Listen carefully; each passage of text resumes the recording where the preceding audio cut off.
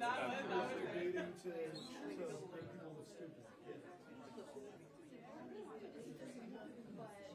Well, no, it wasn't really that. It was like quote-unquote on the lips. Like, it was like, if you look at his videos, it was like Charlie Kirk forbids 11 mobiles.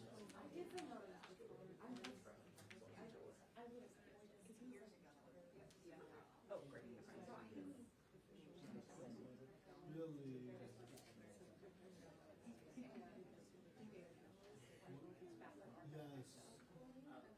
And they just did that with the Australian channel.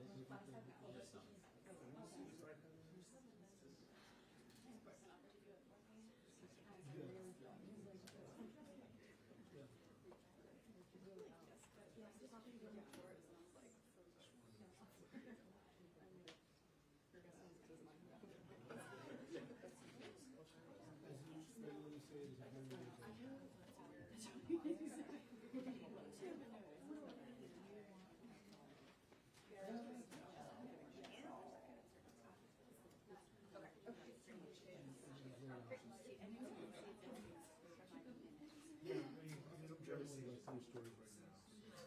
I'm covering, the turnout, like talking about Trump cracking out. We're closed.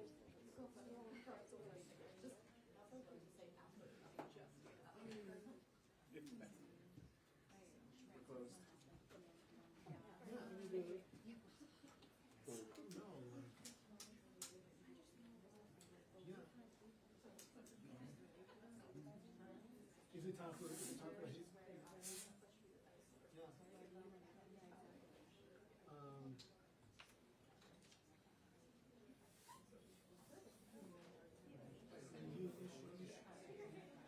That's your expertise. That's your color. You can much that. There it is.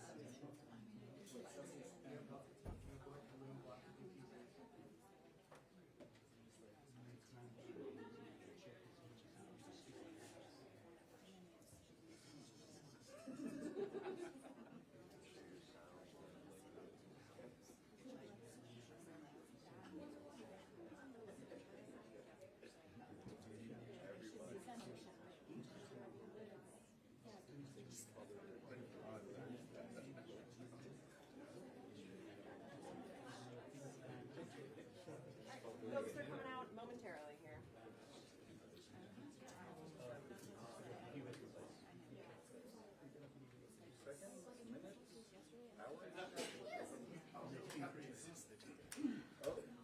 Perfect.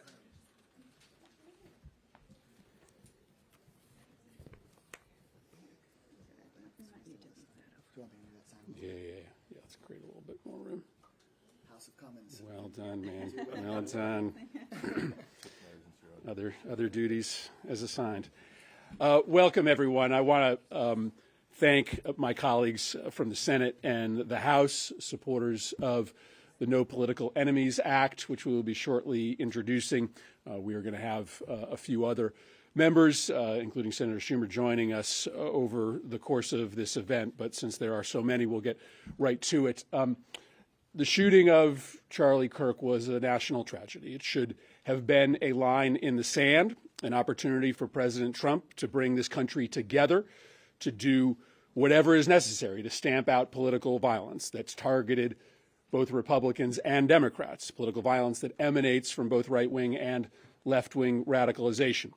But Trump and his lieutenants are choosing a different path. They are choosing to exploit this tragedy, to weaponize the federal government, to destroy Donald Trump's political opposition. They aren't even hiding what they are trying to do. President Trump himself has publicly threatened to arrest members of the Soros family simply for funding groups that oppose his agenda. Laura Loomer, maybe the most influential outside advisor to the White House, called on Trump to be a dictator and lock up and silence his political enemies.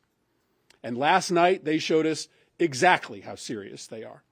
Trump's FCC forced a major network to pull a loud Trump critic, Jimmy Kimmel, off the air, essentially saying that any media actor that doesn't say what Trump wants them to say about Charlie Kirk or Trump's policies is going to be silenced. That's censorship. That's state speech control. That's not America.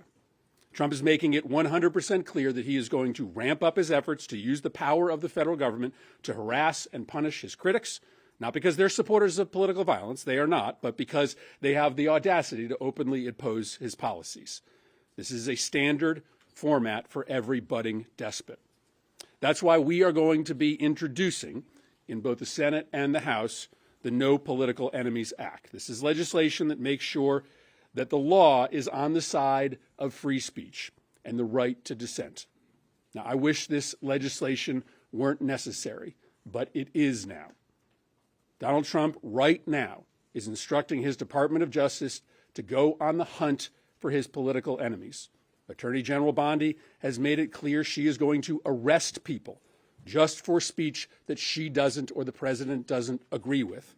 That is bone-chilling. So we need to build new protections in court when a political opponent of the president is targeted by Trump's DOJ or his regulatory regime, simply for political speech. And so the No Political Enemies Act creates a specific defense for those that are being targeted for political reasons. It builds real consequences for government officials when they use the power of the government to target speech that is protected by the First Amendment. And it gives an ability to recover attorney's fees when someone is the subject of government harassment. This is a decision moment for the country. Conservatives who say that they support democracy and free speech need to speak up right now. Our Republican colleagues need to put the health of our democracy before loyalty to their leader. And this legislation, supported by a wide cross-section of free speech advocates and groups all across the country, is a tool for us to rally around. Again, I thank my colleagues for being here to step up and rise to this moment and support this vital legislation. And with that, I'm going to introduce Senator Schumer. Thank you. And let me thank Senator Murphy for his great leadership and all my colleagues for being here today. First, let's be very clear. Political violence has no place in America. But let's also be clear. The Trump administration campaign of threats against civil society and free speech, this is an assault on everything this country has stood for since the Constitution's been signed. One of the great hallmarks of our country is free speech, whether you agree or disagree. And this administration is trying to snuff it out. They don't want people to even speak when they don't like what they say. That is the road to autocracy. The U.S. was built on the right to free speech, and some of us might not even agree with the expansive definitions that some of the courts have done on things like Citizens United. But it's a hallmark of America. It's a hallmark of America.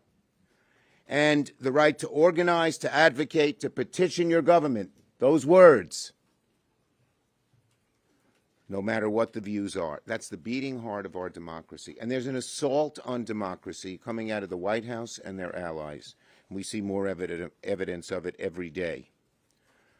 Those who break the law, of course, resort to any source of violence, got to be prosecuted to the fullest extent of the law.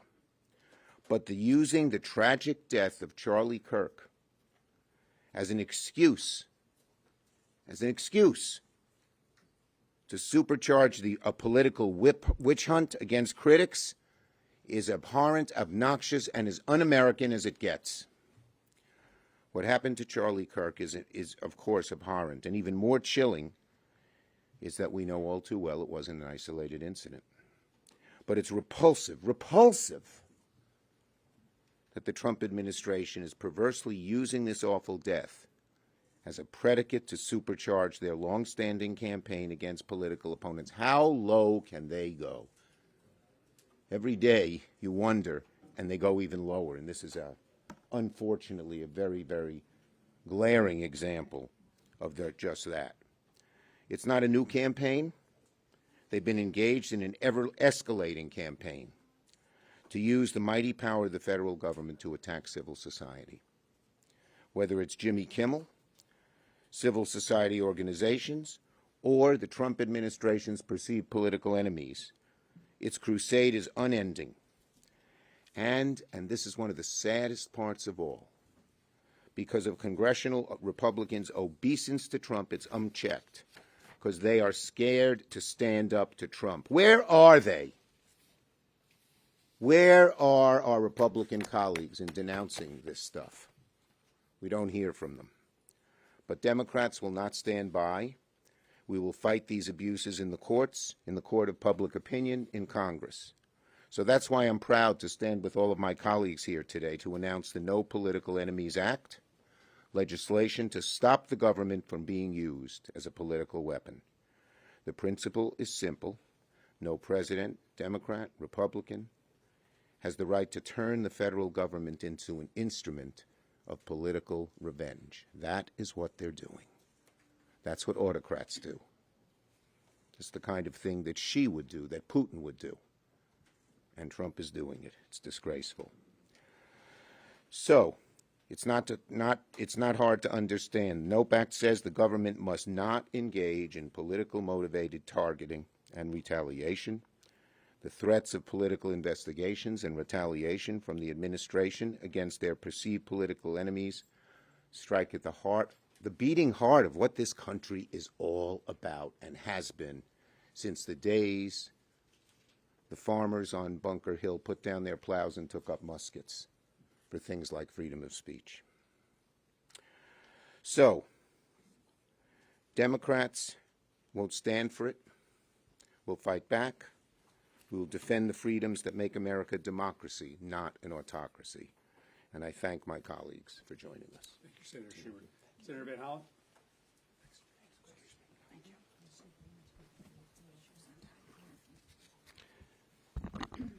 I want to start by thanking Senator Murphy, my fellow senators and fellow House members for advancing this initiative to protect First Amendment rights in the United States of America. We shouldn't have to be here today. The First Amendment is crystal clear. The government may not use its power to squash political dissent. That is textbook First Amendment. But that is what President Trump has been doing since the beginning of his administration, and now they've announced their intention to dramatically step up that effort. In the aftermath of the terrible murder of Charlie Kirk, President Trump could have united the country. He could have united the country behind the simple principle that political violence is unacceptable regardless of the source. Instead, he and his lackeys in the Trump administration, at the DOJ, at the FBI, at the FCC, and elsewhere, have decided to weaponize that horrible murder for his own political purposes, to use government power to crack down on dissent and to go after his critics. This is not new for this administration. Donald Trump claimed to be a champion of the First Amendment at the same time he was locking up students for exercising it, and the Trump administration has been going after universities and law firms and media outlets for political purposes, targeting them for political reasons. But this new attack on free speech is now accelerating. Trump and his Attorney General have vowed to go after groups and organizations whose views they disagree with. Just the other day, FCC Chair Brendan Carr threatened Disney, ABC, and Jimmy Kimmel. Here's what he said. I'm going to read one line from what he said. He said, quote, "We can do this the easy way or the hard way. These companies can find ways to change conduct and take action, frankly, on Kimmel, or there's going to be additional work for the FCC ahead." That is a textbook example of violation of the First Amendment, using government power, abusing government power. The FCC chair essentially threatening to use his power over licenses and mergers to pressure companies to fire Kimmel. Shamefully, ABC fell in line. They capitulated. They didn't have to, but they did. This legislation that Senator Murphy and the rest of us are introducing, and today's the framework, but the bill will follow, will strengthen the ability of individuals and organizations to protect themselves against this abuse of government power and deter government officials from engaging in that effort to go after it. That's why we need to pass this legislation. We have to stand with those who stand up against illegal bullying by Donald Trump and his administration, because bullies, they try to pick people and organizations off one by one until there's no one left to stand up for anybody else. And those who capitulate and those who appease that effort simply put the rest of us and our rights at risk. That's how dictators, that's how kings, that's how authoritarians rule. The First Amendment was established out of the bitter experience of individuals being locked up by King George I, King George II, and King George III, simply for criticizing those kings. We fought a revolution in this country over that, and we're not going back. As I said at the beginning, we shouldn't have to be here, but we will not be silenced, and we must protect the First Amendment and political dissent. That's what this bill, that's what this initiative will do. And I thank my colleagues. Representative Crowe.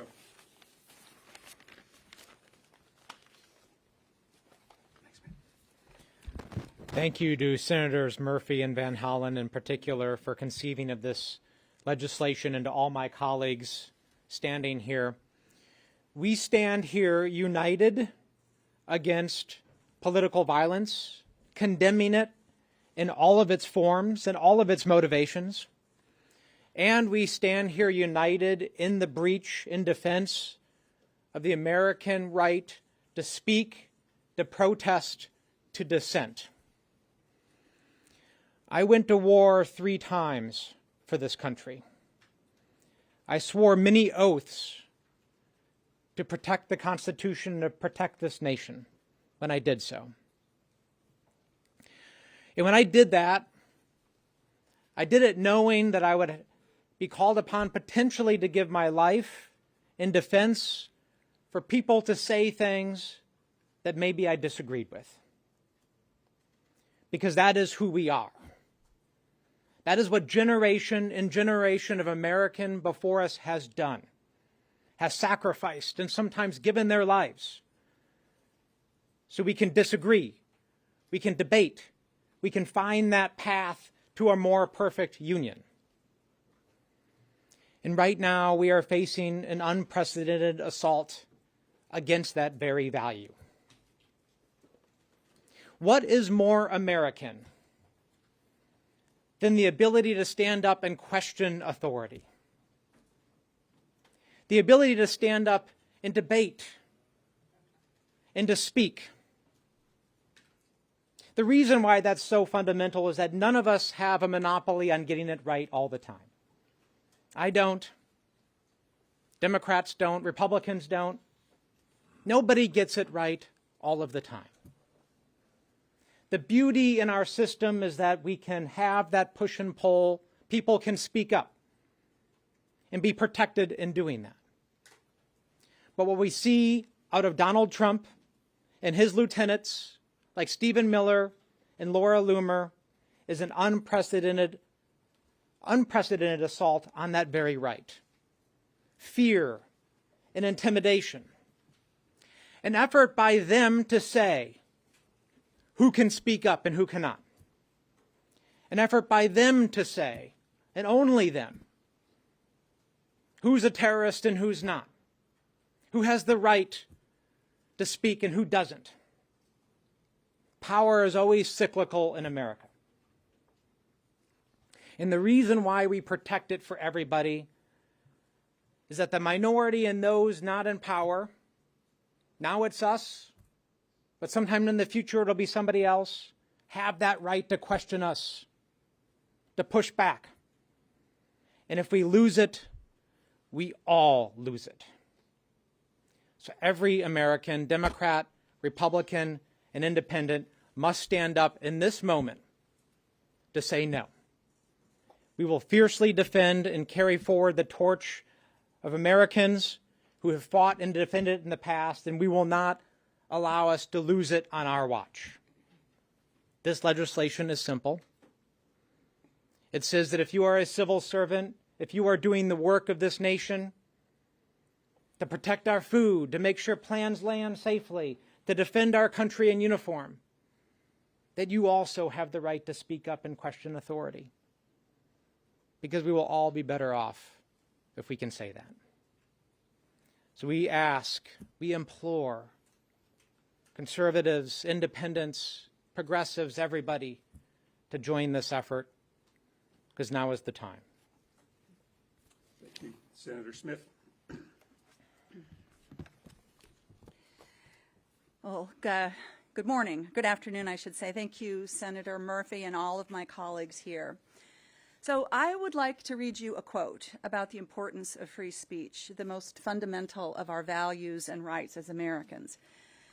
The quote is, "We don't have to agree with everything or anything that people say, but when political leaders represent an important constituency, it is incumbent upon us to at least participate in dialogue with them. We may disagree with your views, but we will fight to defend your right to offer it in the public square.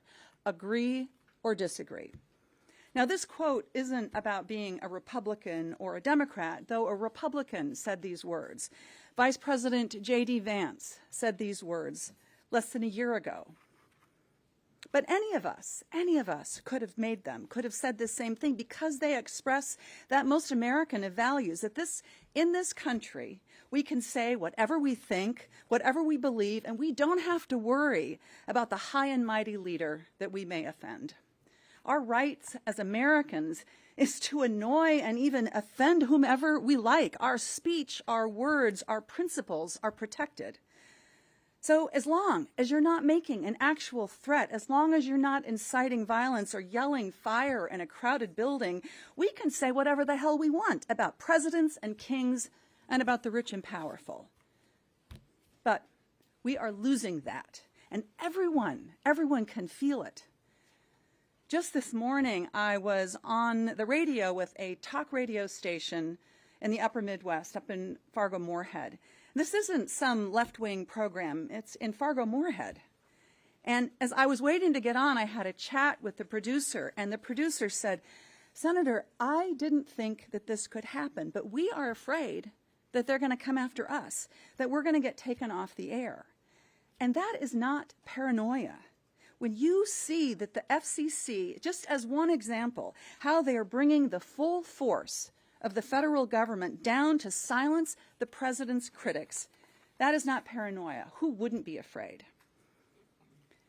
We have been in a fever dream these last months, an escalating rampage of one side of our deep political divide trying mightily to exert maximum pressure on the other side, even at the cost of free speech.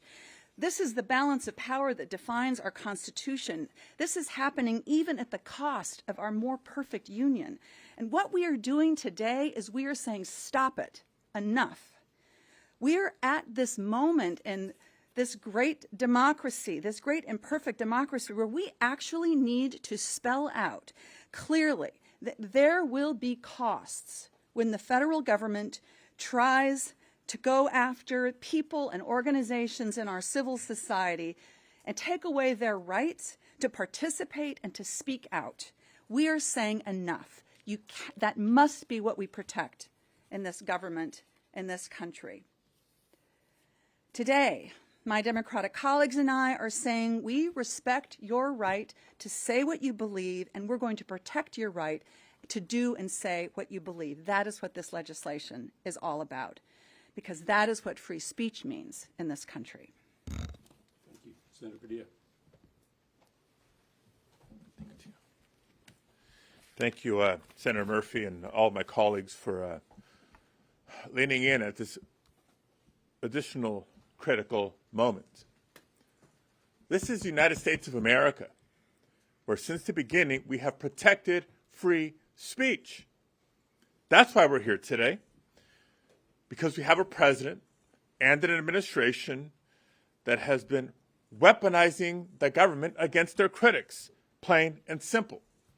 an attorney general who is vowing to prosecute Americans for what she alone deems hate speech, a president who threatens a reporter with prosecution for asking a question about that, and Donald Trump personally suing the New York Times and the Wall Street Journal for publishing stories that he doesn't like. And just last night, ABC announcing they're pulling down Jimmy Kimmel's show following the pressure from the chairman of the FCC. Now, what happened to Jimmy Kimmel last night, and Stephen Colbert for that matter, isn't just about one comedian or one television personality or any one network.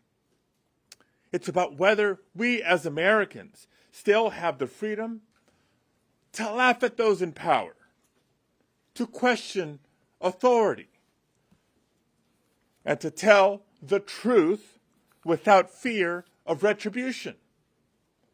Now, history shows us that when leaders start silencing entertainers and journalists and critics, it's not because they're strong, it's because they're weak. So we have to ask, what is this administration afraid of? They're afraid of accountability, plain and simple. They're afraid of being questioned and their record being held up to the light. Because when the record is exposed on health care, on the economy, on corruption, they know the American people won't stand for it. And so make no mistake, they are looking for excuses to crack down on dissent. I'm proud to represent California, and California knows these efforts far too well. We've seen Trump respond to overwhelmingly peaceful protests in Southern California to federalize and send in National Guard troops and then deploy the Marines into an American city. We see it today as Donald Trump is trying to extort UCLA and other universities for not following in line with his agenda. And I experienced it personally when I had the audacity to ask a question at a press conference with the Secretary of Homeland Security and was thrown to the ground and handcuffed. So today, it's no surprise that the Trump administration is using the horrific assassination of Charlie Kirk last week to justify its latest crackdown. And we have all denounced that assassination. We have all denounced political violence in all its forms anywhere in our country. Now, you could disagree with just about everything he stood for, or agreed with him for that matter, but in the spirit of Charlie Kirk, he came to debate. And he was proud to say so. He came to debate and to exercise his right to free speech, no matter how controversial. So we're here to help protect that right for all Americans through legislation to prevent the President of the United States from punishing people for constitutionally protected speech. Because the day that we stop fighting for our rights is the day that we lose them. And we're not going to go quietly. Thank you, colleagues. Thank you, Senator Murphy. Thanks, Alex. Senator Booker. My mom talks a lot about this memory she had as a little girl in Detroit, Michigan, where she would be woken up in the middle of the night to help a black family or a black person take shelter in their basement apartment while they got them food and supplies to get them over to Canada. And when I was young and growing up and first started hearing these stories, I said, why did you need to help black families escape into Canada? And my mom and my grandparents would tell me that it was because in their southern communities, they said something to someone that offended some authority, some social mores, and they faced vicious reprisals. So much so they'd have to give up their jobs and their families and flee the government and those that they were enabling who would terrorize and target those people. And it was so bad that they felt the only safety for these people was to get them out of America. My grandparents witnessed the Red Scare and McCarthyism. They witnessed the targeting of artists like comedians that they loved, from Lenny Bruce, who was censored, to a whole generation of black comedians that were targeted for their jokes and what they said. My mom was an activist in the civil rights movement, and standing up and speaking truth could get you killed. From those who went out to register people to vote, like Goodman, Cheney, and Schwerner, to people like Fred Shuttlesworth that had their houses bombed and their families attacked for what they said, for speaking truth to power. I'm proud of my family. I'm proud of the fact that my grandparents, at a terrible time in our country's history, did actions of defiance, defense, and actions of democracy. I just want to tell everybody right now, we are in our dark and dangerous time in America. This is a dark and dangerous time. And it's a time that we do something about it, and it starts with speaking up. I would like to believe that my grandparents in heaven right now look at this legislation and are proud of it. But this legislation is not enough. All of us right now have to begin to believe, what are we doing in defense of one of our most fundamental constitutional principles? Some of us have sworn an oath to defend our Constitution. It is under assault right now. I am telling you, if we at the people, not just folks who agree on some partisan spectrum, but all Americans stand up in defense of the right to speak your truth as you see it, if we do that, if we respond to these assaults on the First Amendment by locking arms, we won't just defend democracy. We will do what my grandparents and parents' generations did, said, and sang. We shall overcome this dark time. Thank you, Court. Representative Sir. Thank you, Senator Booker, for those powerful words in that story, and thank you, Senator Murphy, for bringing us together today. Let's just say it plain and simple. President Trump is abusing the vast powers of the federal government to shut down people who dare disagree with him.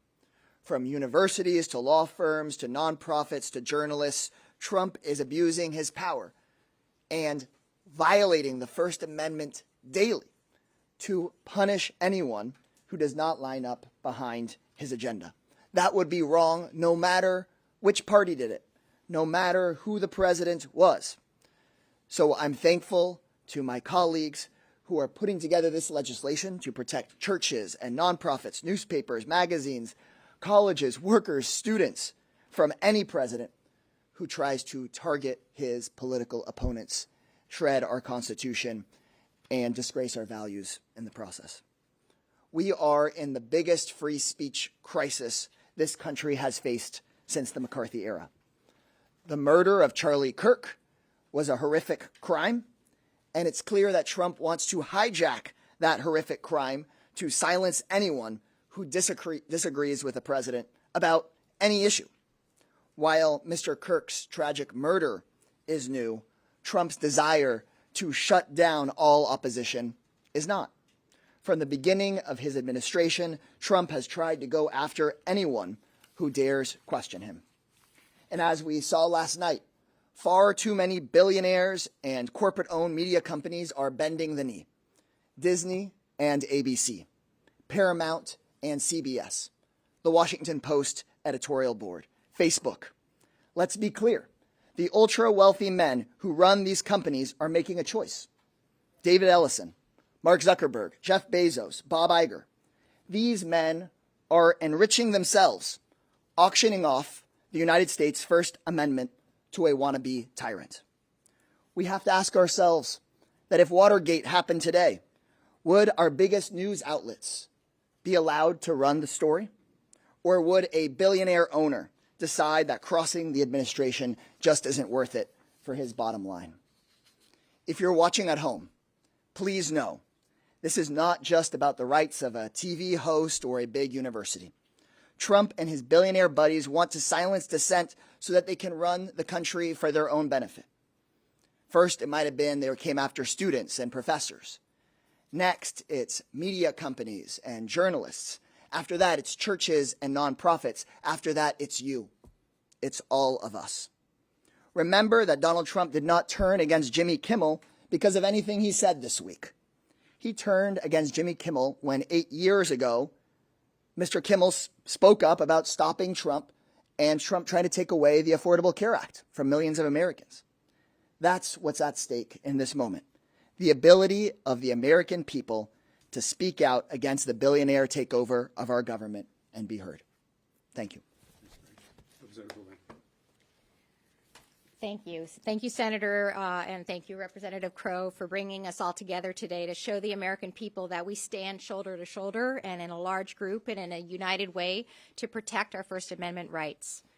The Constitution is not a buffet. You don't get to pick and choose what you like and ignore the rest. The Constitution is absolute. It is binding, and it is our sworn duty to protect and defend it, all of it.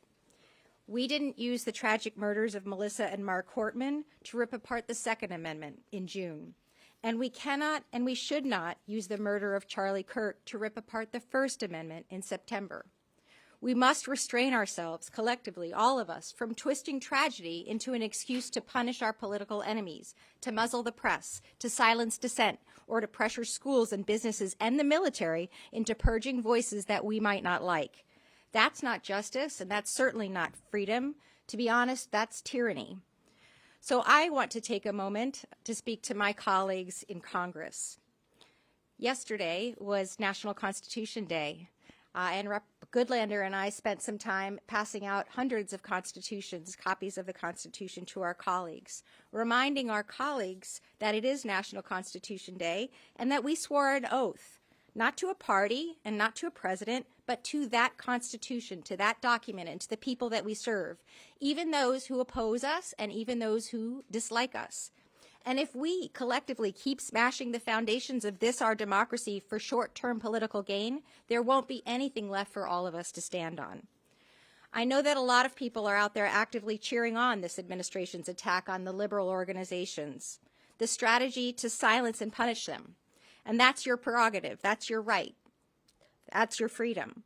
Although I do think, as those before me have mentioned, that targeting or curtailing free speech is and always will be the wrong choice over the long run.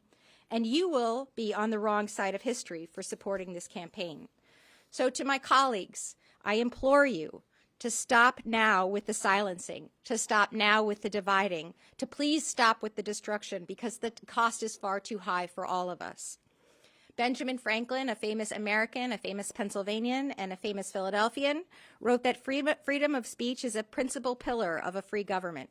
When this support is taken away from us, the constitution of a free society is dissolved, and tyranny is erected in its ruins. So for 250 years, we've held strong in the face of this tyranny, and we must, for the next 250 years, hold strong too, because we all know this American experience is worth the effort. Thank you for the opportunity to speak. Thanks, Chris. Representative Frost. Good afternoon. My name is Maxwell Alejandro Frost. I proudly represent my hometown of Central Florida here in the United States Congress. I want to thank Senator Chris Murphy and Congressman Jason Crow for their leadership on this important legislation to fight back against the Trump administration's attacks on the most fundamental freedom that we have as Americans, the freedom to speak, to dissent, and to criticize our government without fear. We should all be very fearful and scared of what we're seeing happening in this country right now. This administration is scaring people into silence, ridiculing reporters and blocking them from the White House, suing and extorting settlements from the media, threatening ABC over Kimmel, taking funding from nonprofits, intimidating businesses who cave to their demands. We need to be asking what will be left of this nation when the Trump administration is finished. And this isn't even about left versus right. It's not even about silencing certain political leaning. We've seen even right-wing news mainstream media outlets that are too scared to even question him at the most basic parts. This is about silencing criticism of Donald Trump, who believes that he's a king. Donald Trump doesn't want a democracy. He wants a throne, and his cronies are clearing the way. The president and his lapdogs here in the United States Congress, the vice president, the FCC chair, the attorney general, secretary of state, and congressional Republicans are implementing a dangerous agenda to punish their opposition. Fascism is not on the way, it is here. The First Amendment is how generations of Americans, from civil rights activists to labor organizers, American worker, LGBTQ plus activists, have fought for progress, and it is our power. And I say this as someone who has protested on the streets of my district, has been tear gas, mace, arrested, and jailed in the jail I now represent in Congress. So this is very personal to me. We cannot let the fear of speaking out become normal. We cannot allow truth-telling become a crime, and we cannot let them silence us. The NOPE Act is about strengthening the laws that protect the people from an administration that fears truth and fears democracy.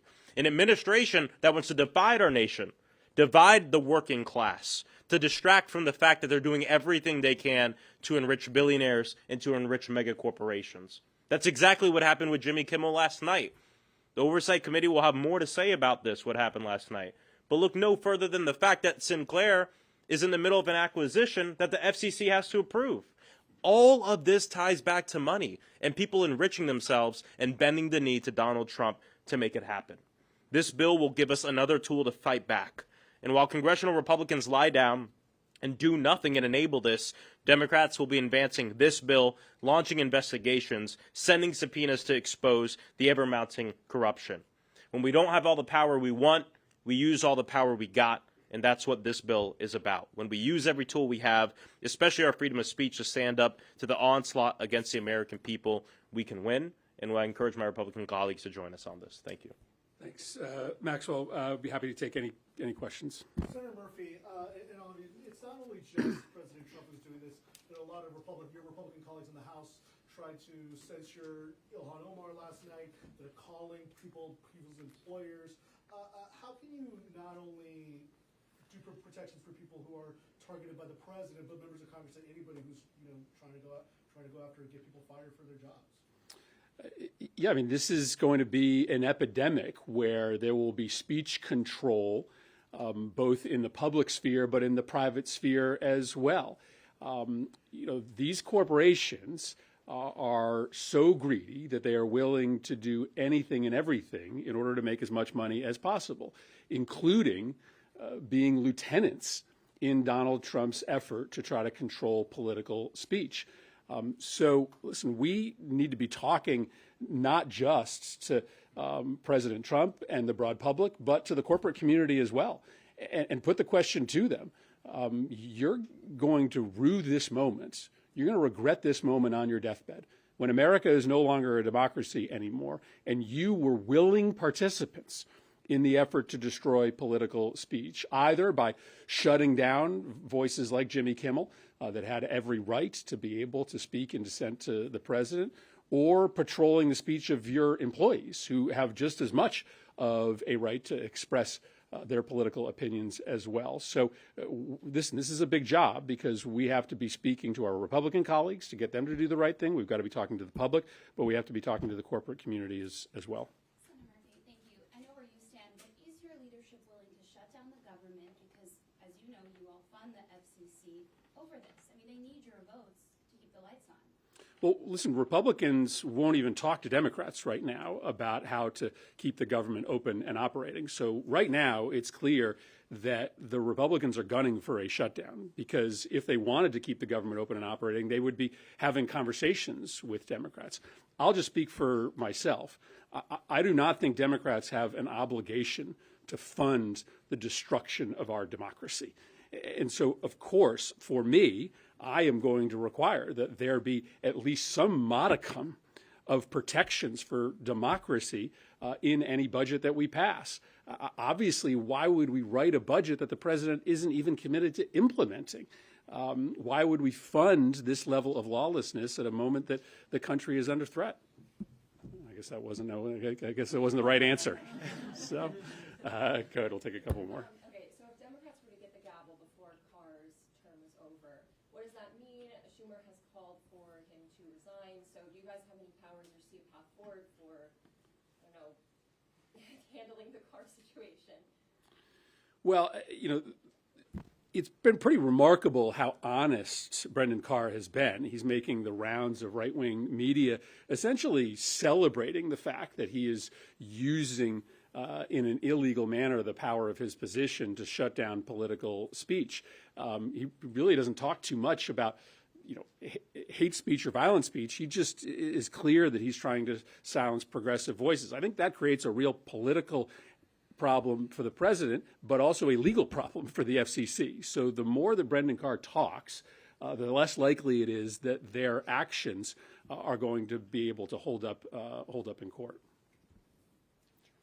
Senator, one argument that we've heard from some conservatives today regarding Jimmy Kimmel is that the Biden administration did the exact same thing when they pressured companies like Meta and Google last year to censor, in the last few years, censor information related to COVID.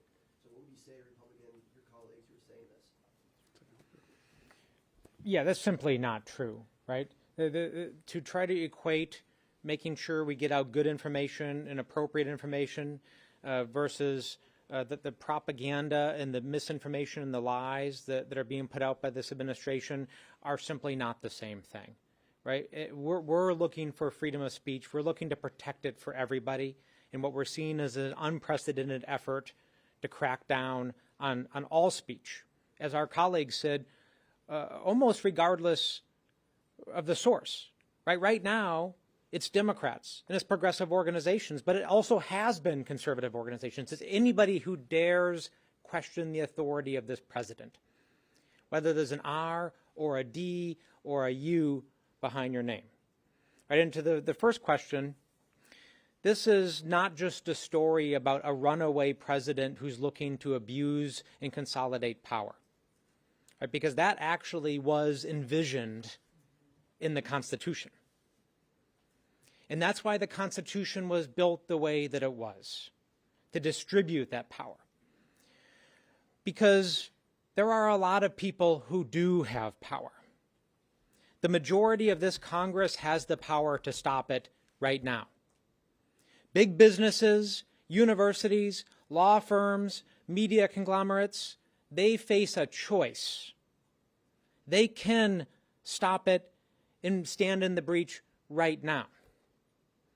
But if they don't right now, 3 months, 6 months, 1 year later, everybody starts losing that power over time. So now is the moment to use it. Take one more go. Thank you, appreciate it. I'm going to try and sneak in two and use a White House reporter trick, though I'm happy not to be one. Congress is the best, is what I'm saying. Two questions as a reporter.